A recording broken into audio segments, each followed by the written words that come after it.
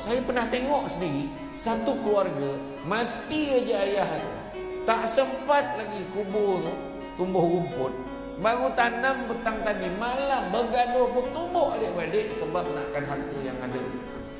Bukan berjuta pun, baru ribu je. Motor buruk berebut. Rumah ni kenapa nama dia seorang? Marah semua. Rumah buruk, tak ada siapa pun nak duduk rumah tu pun, tapi marah sebab Along dapat rumah tu. Kenapa Along? Kita ni bukan anak ke? Bergaduh.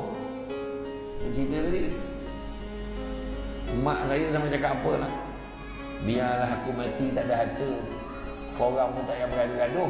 Mak mereka macam tu. Sebenarnya bukan isu ada harta tak ada harta. Kalau nak bergaduh, dia bergaduh juga. Tapi isunya apa? Isunya adalah kita kena bekalkan didikan agama pada anak-anak kita.